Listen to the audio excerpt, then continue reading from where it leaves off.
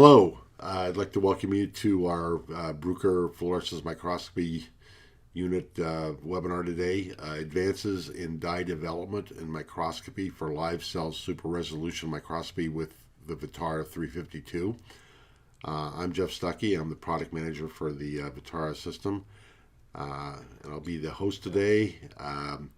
Our presenter today is Rob Hobson, Ph.D., an application scientist for Bruker Nanoservices. Rob graduated from the University of Salford, UK with a degree in biology and then moved on to complete a PhD at the University of Toledo in Ohio. He postdoced for a couple of years in the lab of Eric Jorgensen at the University of Utah in the biology department, and then spent a few years there as a research assistant professor in the biology department before joining Bruker Nanoservices last year. So one of the major projects Rob was working on last year was working on new methods for doing live cell super resolution microscopy with single molecule localization systems like the Vutara 352. He'll tell you all about his collaborators. And before we get started, just a couple of housekeeping things. There'll be time for questions at the end of the webinar. And if you'll notice in the little application that you're watching the webinar on, there's a place for you to type in questions that you might have. And then when the webinar is complete, a short survey is going to pop up.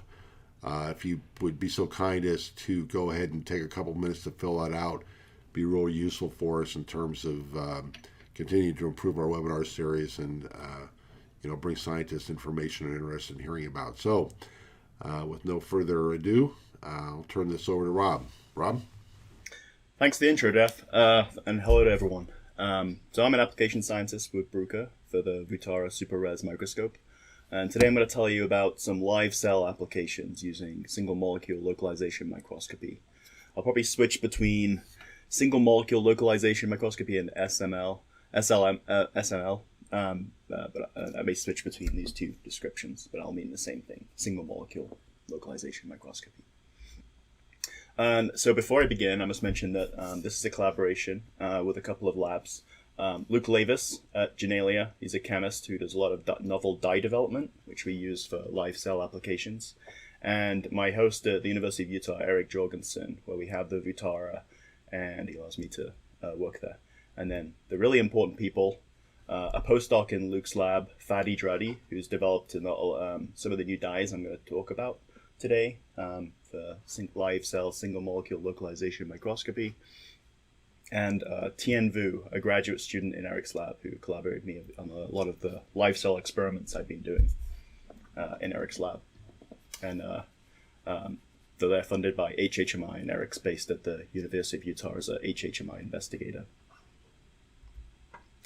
So the outline of a talk. So I'm going to go through the principles of single molecule localization microscopy for those not familiar with it. I'll talk a little bit about the Vutara 352 microscopy hardware and what makes it unique for both standard single molecule localization microscopy and also for live cell single molecule localization microscopy. I'll go through some example images of fixed samples and what the microscope can do. But then I'm going to talk about how the microscope's really unique and how you can use it to do some live cell single molecule localization microscopy. Then I'll talk about the collaboration with Luke and Tien with some new dye development for use in SML. And finally, talk about some quantitative analysis built into the software for doing live cell single SML. So why super resolution microscopy? The issue is for a lot of biological applications, most of our imaging modalities, and especially live imaging, depends on light to visualize our structures of interest. Most of the things we're interested in as biologists are below the diffraction limit of light, so set by Abbe's diffraction limit of about 200 nanometers. So anything closer than 200 nanometers apart, we can't discern. So most of the things we're interested in, the structure of organelles, viruses, or proteins within a cell, are below this diffraction limit. So how do we beat this limit? And so single molecule localization, how does this work? So if we have a structure in a cell that's below the diffraction limit of light, and we can label the structure with fluorophores. If we look at the ensemble fluorescence of this structure, we lose the structure. We get this diffraction limited blur, and we can't actually tell what the structure looks like. But if we can turn on a single fluorophore at a time, we can very precisely localize the center point and record this position on a computer. And we can repeat this. If we can turn on and then turn it off, we can localize its position. And we repeat this again and again till we have a whole series of positions recorded for that fluorophore. And then from this, we can recreate the structure in silico. And that is the basic principle of single molecule localization microscopy. So how do we get this isolated source in this densely labeled sample? So the key is these state-switching fluorescent proteins or markers or dyes. So we can use proteins, so things that either turn from an off state to an on state, so things like photoactivatable GFP, or things that switch emission spectrum. So these would be photoactivatable proteins, things like photoactivatable GFP, photoactivatable M cherry, or things that switch emission spectrum. They're usually from green to orange wavelengths. So things like MEOS, Dendra, CADA, those types of proteins for being able to turn them on and or off, or switch wavelengths. We can also use organic dyes. So one is this DNA paint technology, which I won't really talk about today, but basically uses transient binding of complementary DNA sequences, one with a fluorophore, to get blinking, labeling your structure. I won't talk about that today. The other is this light-induced chemical reaction to regulate blinking, D-storm, where the use of a buffer containing thiol components and high laser power drive most of the fluorophores into a non-fluorescent dark state, but not bleached, which is key, from which they can stochastically drop out of. And then, so that when they drop out of this state, they emit photons and blink. The key to this is that using this combination of buffer and high laser power, most of the fluorophores are dark during imaging, and only a very small subset are on. So, how does that look? So here I'm going to show you a movie in a second of a fixed cell with microtubules labeled. The secondary antibody to the microtubule antibody is labeled with Alexa 647, which is one of the best D-storm dyes. And to get the sample to blink, we add an imaging buffer containing thiol-containing compounds and hit it with very high laser powers to drive the fluors into a dark state. So most of the molecules are in a dark state. And then stochastically, a few molecules drop out and emit photons. And that's what we're seeing here. Individual fluorophores labeling the microtubule blinking. We then record this as a movie and collect multiple frames and hundreds and thousands to millions of localizations, to which we can then recreate a SML image. But how do we do that? So because we're making a movie of these diffraction-limited blends, because of these diffraction-limited point spread functions, we can get a small subset of the fluorophore population to be on in an active state, while the rest are confined to an off state. So then it's possible to isolate a single PSF across the frame. So when they're isolated, we can then perform a localization algorithm on each point spread function and extract very precise spatial information below the diffraction limit of light. And from this, construct a super-res image. So the Vutara SRX software can in real time identify each point spread function and localize with great precision the center of each point of each localization, each point spread function to make a localization. It's worth noting here that the precision of this localization is dependent upon the number of photons collected. So the more photons the fluorophore gives off, the more precise the localization. And so in practice, how this works, once we get the sample blinking, the software in real time can localize each blink and produce an image based upon the precision, based upon both the precision and localization, and the precision of localization and its location in X, Y, and Z, to then recreate this image of microtubules below the diffraction limit. So we can get a huge improvement of the image resolution of a standard imaging. So here we have a diffraction limited image of mitochondria, and then compare this to the super-res image. You can see we can see a lot more structure in the mitochondria than we could over the previous diffraction limited image. So now I'm going to go through a little bit about the hardware. So the Vutara is designed specifically for single molecule localization microscopy. It's one of the fastest 3D video rate super resolution microscopes on the market. We have a super-res precision in 3D of 20 nanometer XY and 50 nanometer Z. It's uniquely built to image deep within samples. So unlike other systems on the market, it can image far from the cover slip. And it's uniquely designed for SML imaging. It has an easy-to-use and powerful analytical software suite with a quantitative statistical analysis package included. And so I'll just go through a little bit about the hardware. So the Vutara itself has a standard set of high-powered laser lines, usually 1 watt for the standard laser lines, which can hit through an ATF, and then through this multi-mode fiber, they go through and illuminate your sample. So they illuminate here. There is a V-focus system to prevent drift correction, so it has an 850 laser, bounces off the cover slip, hits a separate camera to prevent drift during imaging. And then here we have a spatial filter to remove out of focus light, so we can improve the signal to noise. But the real key is here. This is the biplane module. So here the light is split 50%. So half of it hits the camera here and takes a short path. So we end up with imaging one focal plane here. But then the other half of light is split and takes a longer path. And so we have a second focal plane imaged on a different part of the camera. This is how we get 3D. So, but how does this give us 3D? So this system was developed by Jörg Beversdorf, and this is how it works. So here we have a bead, a single 100 nanometer bead imaged. The point spread function shown here, imaged through Z. We can see so it's shown through Z here. So here we're doing shoot 2 focal planes of the biplane module. So on the camera, the first focal plane has a point spread function that looks like this, and the second point spread function looks like this of these. So they have these 2 symmetric point spread functions. So what we do is we do a calibration step where we image through, we do a Z series through the bead and build up a lookup table of different Z positions. And from this, when we have a point spread function looking like this, we use the lookup table, we determine it's at 0 nanometers. If we move that bead up 250 nanometers, we now have a point spread functions that look like this on the camera. So we can use the lookup table again and refer to this. And so this is how the Vutara determines 3D localization. And because we don't do any point spread function engineering, these are just normal point spread functions, they're not significantly altered when imaging deep in tissue.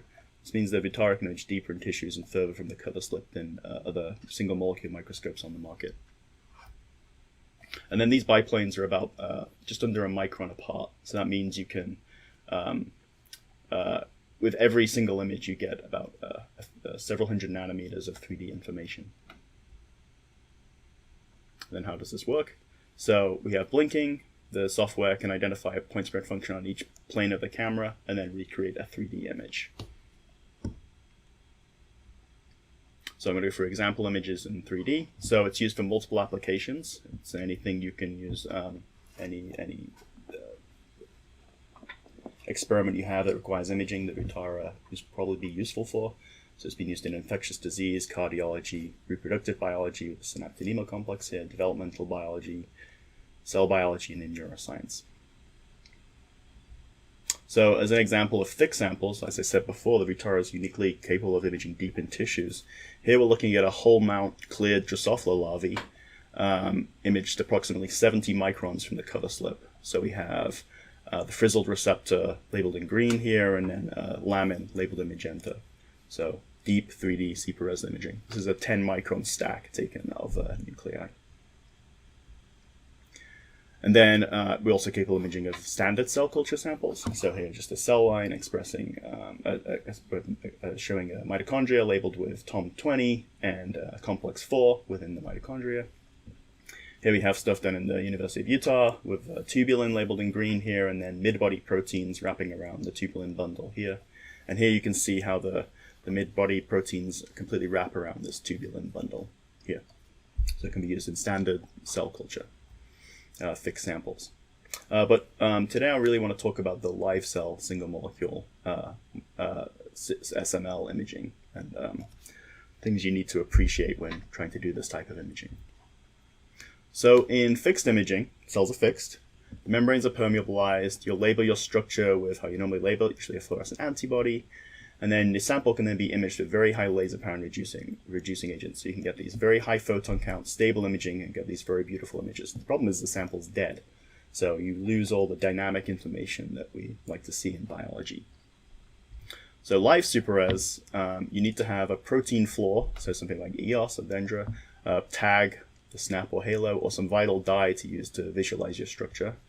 The sample then must be imaged with very low laser power to avoid toxicity, and also a compatible buffer for long imaging. for long-term imaging. So some of the buffers used for standard fixed imaging can be quite toxic to cells.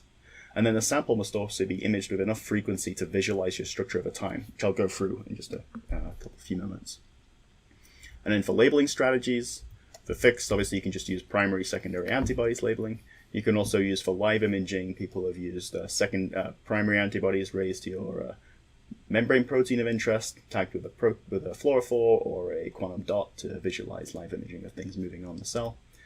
The other strategies you can use are either using vital dyes, or you can use these protein floors, things like MEOS, fused to your protein of interest using standard molecular biology techniques.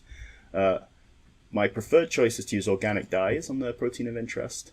And so you can use things like the halo tag from Promega or the snap or clip tags from NEB, to just using standard molecular biology practices, stick these enzymes on, and then you provide a fluorophore attached to a ligand, so a halo ligand for the halo tag or a snap ligand for the snap tag, which has the organic dye.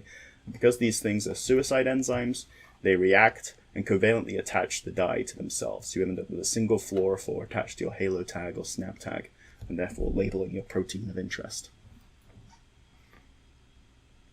And so I'll talk briefly about the two major types of live cell single molecule localization microscopy. One is particle tracking, where you're sparsely labeling a few proteins, RNA, or whatever on the cell, and then watching that molecule move through space, a single molecule move. And the other is imaging cellular structures, where you're densely labeling a organelle or whatever protein you're interested in, and watch it move around the cell. And I'll go through these two approaches. So first, particle tracking. That's quite simple in that you label sparsely your structure of interest. So you have diffraction limited spots on your cell, and then you can watch them move. So here we have quantum dot labeled EGF receptor, so an antibody quantum dot conjugate to the EGF receptor on the surface of a cell. And then we're imaging at 50 frames per second, and we're watching the EGF receptor move around the cell. And because we have the biplane, we get this 3D information. And so here we have a track of one of those EGF receptors moving around the surface of the cell. In the second approach here, we have BSC1 cells labeled with Cy3b RNA. So watching individual RNA molecules move about a cell. See them track, and we can follow these tracks of multiple RNA molecules moving within the cell.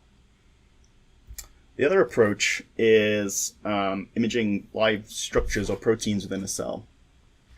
So if we say we wanted to image a structure like the Golgi apparatus, most of the things we're interested in are below the diffraction of light. But to image this by SML, we need to image enough localizations. So we need to label the structure with enough of these things to actually reconstruct the biological structure. So how this works is we'll take a movie, right, a blinking dye, and build up a structure that looks like the Golgi apparatus, and then we have a super res image.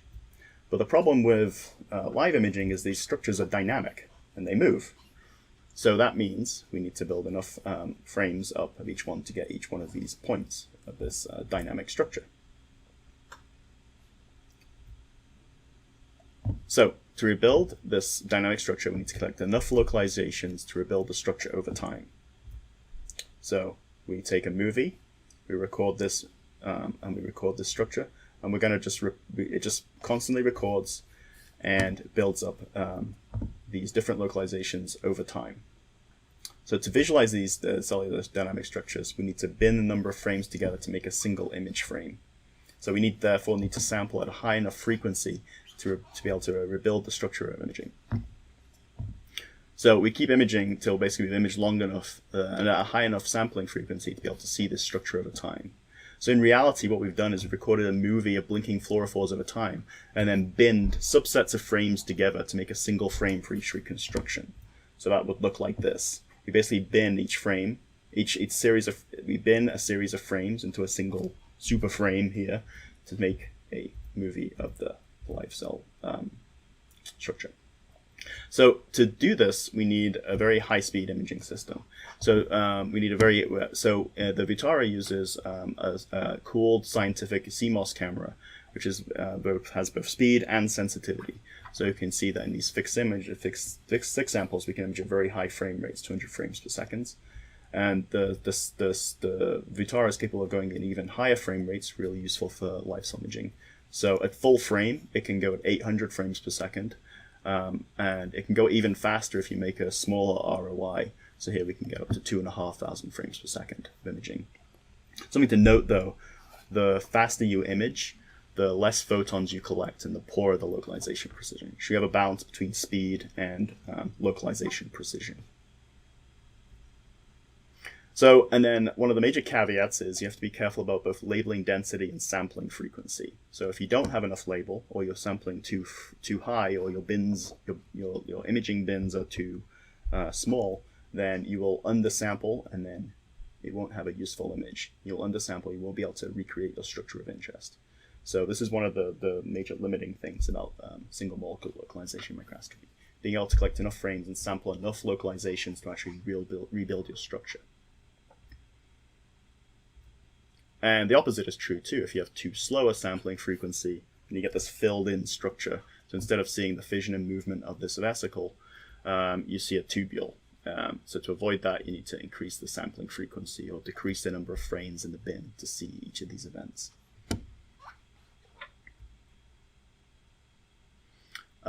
So how do we label for live cell SML? So I talked a little bit about this before. Using fluorescent proteins.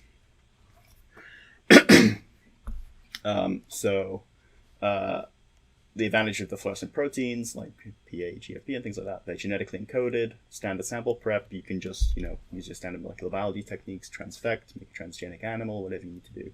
They're also live cell compatible. The disadvantage of these guys is they have relatively low photon budgets. If you remember, the less photons they give off, the poorer the localization precision. And they have a relatively homogeneous spectra. Usually most of the good dyes used for this, most of the good proteins used for this are either green or orange. And then the organic dyes are great because they have these high photon budgets and these heterogeneous spectra. One of the issues, they're not always cell permeable, and they often require very high laser powers and toxic buffers, which is not really amenable for live cell imaging, which limits the amount of live cell imaging you can do using these dyes. And so just as example proteins for that you can use for live cell, the photoactivatable proteins, PAGFP, PAM cherry are commonly used. Optically switching proteins, photoconvertible, things like Dendra, CADA, MEOS are commonly used. And then for the organic dyes, for the D-storm buffers, I highly recommend this combination of AF647 and CF568. These are the best dyes for D-storm. I'll talk a little bit more about these in the next few slides. The cage dyes, photoactivatable GF549 and GF646 are good dyes. And these spontaneously blinking dyes, the HMSIR from Gurio is commonly used. And then I'm going to talk later about this new dye that Luke and Fadi developed, a spontaneously blinking JF549 dye. So now I'm going to talk a little bit about the live cell biological applications that have been done using the standard either protein floors, here MEOS, or the organic dyes, here Alexa 647.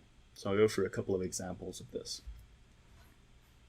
So here we have live cell imaging of clathrin light chain in HeLa cells labeled with MEOS 3.2. So this was done a few years ago and published in Nature Methods.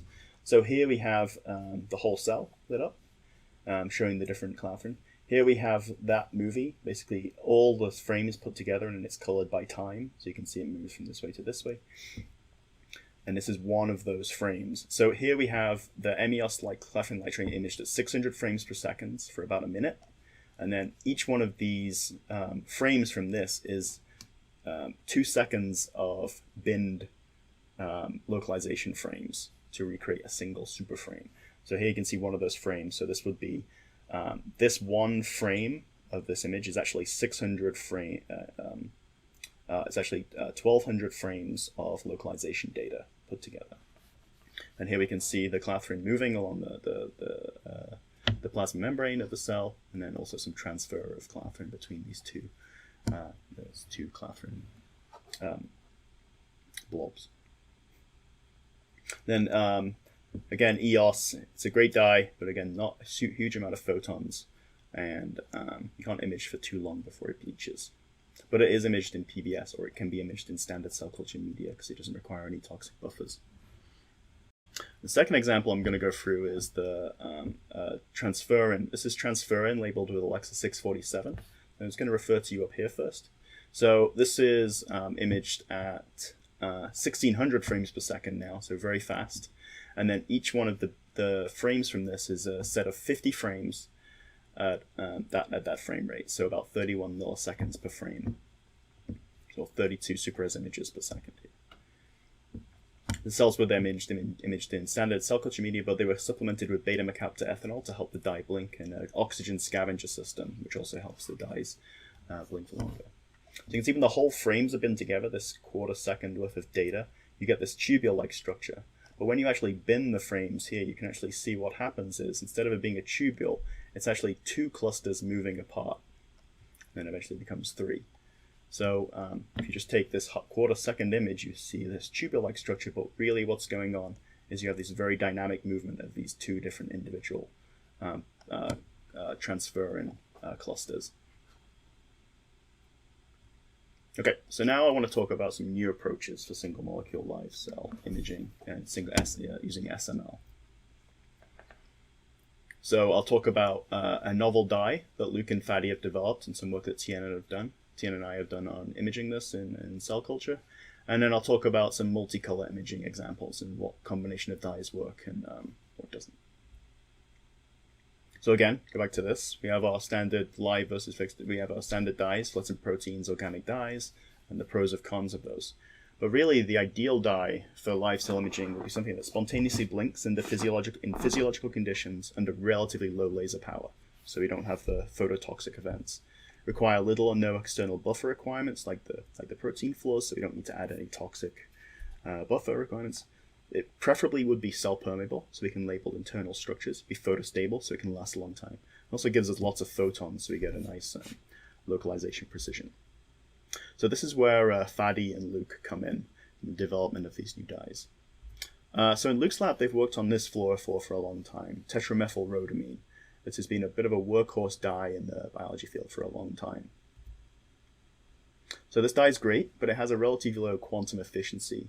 So the first thing Luke did was add these azetidine rings to the tetramethylrhodamine, which basically doubled the quantum efficiency, making a much brighter dye. And this dye is JF549. He does this with other dyes too. The azetidine ring seems to be a common phenomenon to increase the brightness of these dyes. And Luke has JF549 and JF646 dyes available for imaging. The one problem with these dyes is they don't blink very well in mammalian cells. So they work okay for super-res images, but it's quite hard to make them blink. Just as a side note, if any of you work on C. elegans, these dyes actually work very well in C. elegans for single molecule localization microscopy. So yeah, quite good in nematode cells, but not very good in mammalian cells. So to improve this, he made a caged version of these dyes, photoactivatable, and this is an image of the blinking of photoactivatable JF646. So he just makes it caged, you illuminate the dye, dose in a little bit of UV, and they'll blink. And he has a version of JF549, which does the same thing. So you have these two orthogonal dyes, which you can buy from Tokros. And so as you can see, they blink really well, and they even actually move. You can actually do particle tracking with these guys, which I'll talk a little bit about later. You still need relatively high laser power and UV, but they do work quite well. So here we have mitochondria. So this is U2OS cells expressing TOM20 halo tag, labeled with the PAJF646 dye from Luke. So this is about 3 frames, so it's about 3 seconds of worth of data per frame. We get very good precision. This is the radial and axial precision of the dye. And they work quite well for short-term imaging. But one thing you may notice in these dyes, so this is that same movie, just the end of it, is because we're using relatively high laser power and UV, after about 10, 15, 20 minutes, you start to see these toxic effects. So you can see the mitochondria blebbing, moving, and then actually you see the whole cell begin to retract because it doesn't like this, this illumination. So good for short-term imaging, but not great for long-term imaging. And so again, we want this ideal dye to have this low laser power, so we're not having this phototoxic effect. So how do you get a standard dye just to spontaneously blink without hitting it with high laser power? So there's this phenomenon here where if you have a bond here and form a ring, these molecules are not fluorescent. But if this bond becomes protonated or broken here, then we call this the open configuration, then it becomes fluorescent. So if you have a way to regulate this bond forming and breaking, then you can have a dye that would blink. So how can you do that? So Luke took his favorite dye, JF549, and added this coumarin group to it to make it pH sensitive. So this means and it has a pKa, this bond breaking and forming has a pKa of about 5. So at pH 7, about 99%, more than 99% of the molecules are in this state, this off state. But then spontaneously, this bond will be protonated and break and be open and then fluoresce. So in physiological pH in a cytosol of a cell, this guy will spontaneously blink. And so that's it, theory, but does it work in practice? So again, looking at those same cells, the TOM20 halo expressing U2OS cells, we can see when we use much lower laser power, this is an order of magnitude lower laser power now, we can see these dyes spontaneously blinking. Get pretty good photon counts and they have pretty good on and off times. So these dyes work well. And so the other question is, are they cell permeable? Yes, they're cell permeable. And can they be used to label? So yes, we can stick a halo or a snap tag ligand on here, so we can then put these on cells. And so what does that look like? So here now we have those same U2OS TOM20 halo cells, now labeled with this SBJF549 dye from Luke. So as you can see, compared to that previous image, these mitochondria are much more dynamic. You can watch them undergo fusion and fission. They zipping around, moving around really well. So mitochondria are particularly sensitive to phototoxicity. They tend to just sit there if they illuminated too high. But these guys, you can see, are not bothered at all by this. And this sample was imaged with with a very low laser power, 0.75 kilowatts per centimeter squared. And it was illuminated continuously for 30 minutes with no obvious effects of phototoxicity.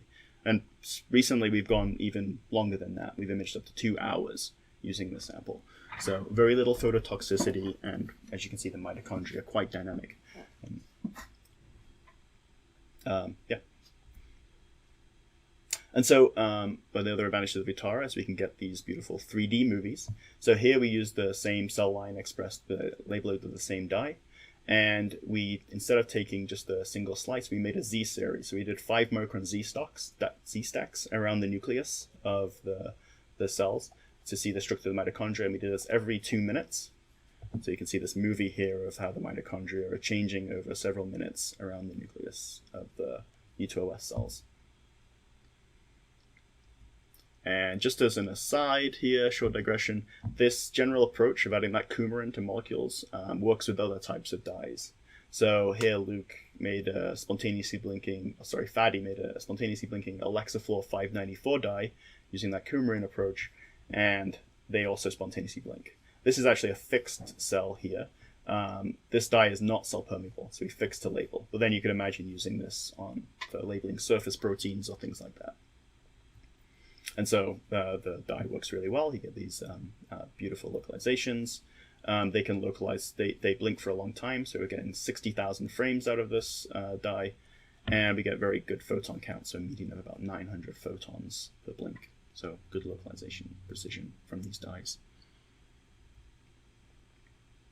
And so the take home here is, using standard organic dyes for imaging, you need a very high laser power to get these guys to blink, which limits the length of time you can image in live cell applications. But these spontaneously blinking dyes need much lower power. The take home here is you need an order of magnitude less power to do single molecule localization microscopy with these spontaneously blinking dyes. You can do that with this in these short bursts of imaging, and that's great for a lot of applications. But these dyes now allow us to do much longer term studies for imaging these proteins. So now options for 2-color live cell super res microscopy. So any dyes with orthogonal wavelengths should work together in this approach, as long as they require So they have similar buffer requirements and have different emission wavelengths. So popular proteins for this, the photoactivatable GFP or M-Cherry series. These dyes are nice because they're off, and then you turn them on, and they only use one wavelength. And also Skyline S is nice. This is a mutated MEOS variant, but instead of going from green to orange, it just goes green, off, so on-off. It's an on-off protein, basically. MEOS and Dendra and Cada are great proteins. The one issue with them is they use up two wavelengths, so they use both the green and the orange wavelength. So you lose a wavelength if you're using these dyes. And then as orthogonal organic dyes, I would recommend using the enzyme tags Halo, Snap, or Clip tags from NED. And then the dyes that are commercially available right now are the photoactivatable GF646 and GF549 dyes from Tokris. These guys are great because they blink. You can buy the standard GF646 and GF539 from Promega. This HMSIR dye that I didn't talk about because it's another spontaneously blinking dye, but requires more laser power than the SB dye. That's available from Goryeo. And then finally, Luke is producing. Luke is the guy working on the SB GF549 dye. Unfortunately, that's not published yet, but he often makes these unpublished reagents available to researchers. Okay, so two-color approaches, though. So here, this is work we did with Tien. So neurons, especially for live cell imaging, are particularly sensitive to high laser power. So it's really important we use these use new dyes to image these guys. So here we have this is just a wide field image, so it doesn't look so pretty, of a hippocampal neuron, DIV21, labeled with photoactivatable GFP with a CAX box. So basically the membrane is painted with this GFP protein. And then here we have Tien transfected in synaptobrevin, a synaptic vesicle protein, labeled with a halo tag, and then labeled with this spontaneously blinking JF549 dye. And so we can do live imaging. That's great. So here we see synapses labeled with synaptobrevin, and here we have probably an endosomal compartment moving a bundle of the SB549 along this part of the axon. And so this is the static image now showing the synapses and that maybe the endosomes. So here we have a synapse, some endosomes moving of the neuron. And then we have this CAX box GFP, photoactivatable GFP, painting the membrane. And then so what Tien did then was made a cluster hull of that photoactivatable GFP, and to show you the 3D. So here we can see the synaptic bouton here and the synaptovesicle cloud inside the bouton, showing off the 3D and live. And so this is image live. So we can take that cluster hull, and then we can actually see the synaptobrevin molecules moving within the synapse. So here we have a synapse, and here we have a endosomal compartment moving along the axon. Okay, so that's the live cell approach done. So now I'm going to talk a little bit about the unique quantitative analysis available for SML microscopy and how the SRX software has a lot of these tools to do this type of analysis. So there's two major types of super resolution microscopy out there right now, and they can be put into two broad-based categories. One is image-based, so things like STED and Rizloff, structured illumination, things like that. And then there's these pointillism approaches, where we do localization microscopy to beat the diffraction limit. The difference between these is here you beat the diffraction limit and get these beautiful images, but you basically just get an image out. And so using standard image-based techniques to analyze your data. The pointillism methods are unique in that instead of giving you just an image, they actually give you a list of molecular coordinates of each fluorophore position. So not only do you get the image you build up from it, but you also get this coordinates of each individual fluorophore's location.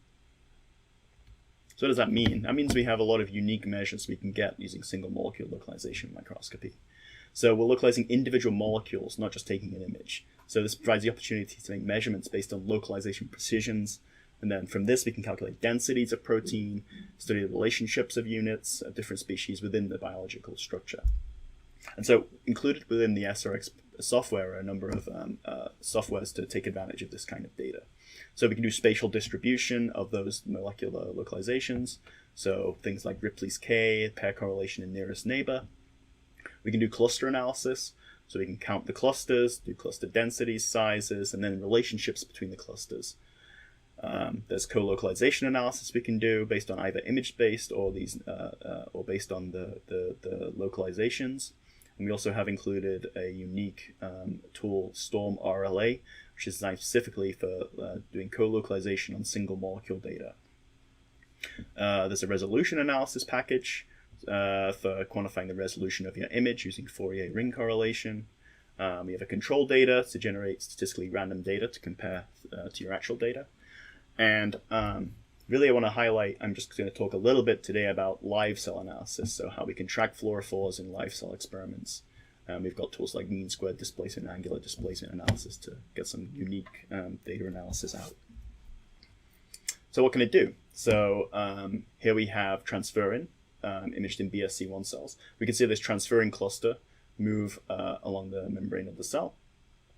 So we get this beautiful image of this cluster moving, but because we're getting the single molecule data, we also get unique information. So if we have enough frame, if we can monitor a fluorophore move across frames, we can get their trajectories of movement.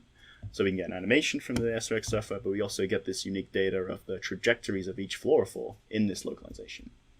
We have particle tracking algorithms. So here's that localization data, so the individual points localized in that transferrin cluster. But then we can also, if we can monitor those localizations over frames, we can actually track a single molecule moving through time and space. So not only do we get the localization, but we also get particle tracking, and from this we can get some unique data. So we can track particle displacement, showing movement over time, and generate distance, velocity, and angular distribution histogram plots of each individual molecule. And just that's an organic dye we used. You can also use these other organic dyes, photoactivated DOP, to do unique types of experiment that you can't do with other super-res imaging modalities. So I showed you this before. So the PA-JF646 actually moves. It stays on for multiple frames, and we can actually track those over time. So I'm showing you both good data and bad data in a single image. So here is a bad data for particle tracking. This is very densely labeled. So there's lots of localizations next to each other, which can fool the algorithm into thinking that a new blink is actually the same dye moving. But over here, we have some nice isolated individual flaws, which we can actually track through time. And I'll show you how we can do that. So we get the movie of the mitochondria moving, so we can see the structure of the organelle, so like a standard image. But we can also get this unique data. So this is the bad data. But we also get these nice particle tracking here. So not only do we get the structure of the organelle, but we also get how the molecule's moving within the organelle. We can isolate that, so now we look at this nice sparse label region where we can watch the molecule diffuse through time. And here we can get things like displacement analysis, how much it moves, the speed of movement, and other things like the angle of movement and things like that. So we can get a unique data set from this. So in conclusion, the Vutara is capable of live and fixed cell imaging, has fastest imaging, and a unique ability to image in 3D far from the cover slip. The quantitative data, we can get quantitative data in a matter of minutes. So we can localize data in real time, visualize and analyze in real time as the data is acquired. So, and it's a unique imaging modality that allows the scientific investigations at the molecular level. This is unique among the super-res, other super-res methodologies. So in conclusion, Vutara software allows the user to image and localize and visualize the data and analyze all in a matter of minutes to improve the workflow and experimental testing and throughput of your data. And with that, I'll say thank you for listening. And do you guys have any questions for me? Thanks, Rob. Great presentation. Definitely, I think should have opened some ideas up for people about things they might be able to do with live cell imaging with single molecule localization. So you have a couple questions up to remind people you can type questions you might have into the question area on the interface for the webinar. Go through a couple that are up here. Kevin Oon is on Park 1. Kevin Oon. Sorry about Park that. So, what combination of dyes would you recommend for two-color simultaneous imaging? So right now I'm a big fan of the Halo and Snap tags. So definitely the best dye for live cell is that SBJF549. Luke hasn't published that dye yet, so it's not available, but he is sharing it with the community. So if they have a request form on Google Drive, which you can get access to through Luke, and you can request these dyes as a special request. He just hasn't published it yet, so you'll have to wait to publish with them. So that dye in combination with, like Tien shows, the one of the protein flaws, like photoactivatable GFP. Another one I really like to use is the HMSIR dye, which is spontaneously blinking. But as I said before, it works well and it's orthogonal with the SBJF549 dye. But you need higher laser power for that dye. It doesn't blink quite as well. So you get slightly less imaging time out of it before you have the phototoxicity. And the other issue is you have to conjugate them yourselves to the Halo or Snap ligands. So you have to do some chemistry. Can you elaborate on the particle tracking analysis? What is the graphical data actually showing? So you mean like, let's go back. You mean this one, right? So here we're showing through time. So this is a particle tracked through time. So what it is, if they're sparse enough and you have not enough, the software is capable of recognizing the molecule if it's within a certain distance as being the same molecule. So if it's here and then here and then here and here, the algorithm can pick it up and then will assign a track to it. Is that what they're asking? Well, I don't know. I read the question off. Yeah. So, for instance, like on this particular, on the particle tracking side, there's things that are blue and red. What's the? Oh, sorry. Yeah, sorry. Yes, I didn't. I meant to explain that. Sorry. This is just colored by time. So blue is the beginning and red is the end. There. So, yeah, that's all that is. Okay. So the person followed on, but how are the tracks quantified together? How are they quantified together? I'm not quite sure I understand the question. Well, I mean, you did show a graph there. Oh, I see. So like this kind of data here. Yeah, so this is particle count and then displacement. So let me show you speed actually. Oops.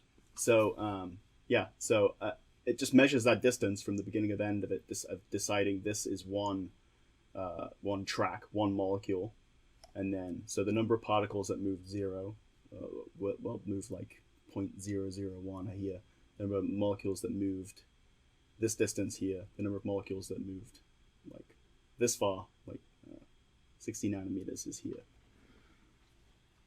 So basically, all these. And then I think there's another. You may have popped up another graph there, but they're all set up so that particle count's always on the y-axis, and then on the x-axis is showing showing you the particular variable that you're measuring, so that you can, from that histogram, you can get an idea for the population of particles that you're looking at, right. And for the variable you're looking at, statistically, what does that look like? So, okay. How good is CF647 in comparison to Alexa 647? I haven't done a direct comparison, but the paper suggests they're almost identical. Yeah, I think the performance slightly better for Alexa 647, but the CF647, I haven't done a direct comparison, but we get similar numbers of photons, but I haven't done a side-by-side experiment. The performance is supposed to be similar. When you say performance looks similar, on what parameter is that based on? So photon count and on and off time, basically, so they stay on similar times. And yeah, the other comparison there is the CF568 is certainly far superior to, say, Psi3b and Alexa 561. So I still prefer the Alexa 647 and CF568 combo, but you can certainly use the CF647 die. Okay. Could you use JF549 organic dye to see any kind of neurons in C. elegans? Yes, so we've used that. We've used the JF549 dye in C. elegans to label. So it's cell permeable. So worms are a little hard because you have to feed them. You have to feed them the dye. So we have worms expressing either snap or halo, and then using the JF549. This is not the SB dye, just the JF dye. So not the spontaneously blinking, but that original version of the dye I talked about that Luke made.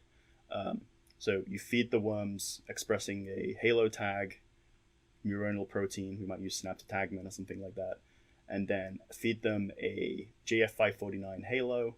They eat it, usually label it L4 stage. They eat it, they molt, then poop out the rest of the dye, basically.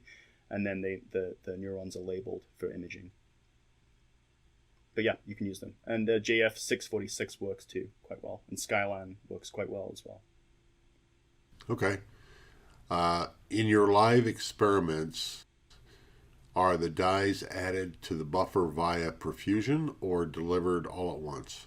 Delivered all at once. So we label the SB dyes are a little sticky. So we label, I think it's around 200 nanomolar of the dye in the cell culture media. And we label them for 1 to 2 hours. And then we wash for about 30 minutes to an hour. And then image.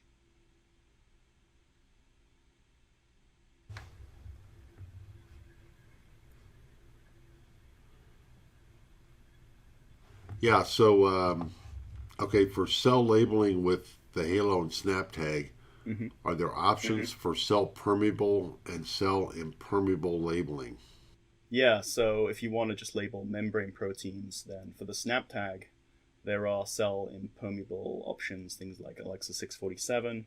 Like I said before, you can't image for very long with those dyes. For cell permeable labeling, those PA dyes are all cell permeable. The SB dyes are permeable.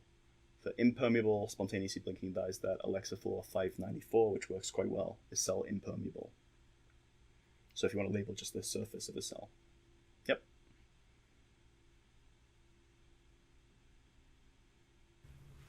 How does SBJF 549 compare with HMSIR, and can you use them for two-color imaging? Yeah, I think I mentioned this before actually in one of the other questions, but yes, they're orthogonal. You can image them. So HMSIR has a excitation max of around 647. It's similar. I can't remember exactly what it is, but it's similar to Alexa 647. Whereas SB 549 is GF5 is about 550 nanometers. So yeah, they're orthogonal and can be used together. Okay, cool.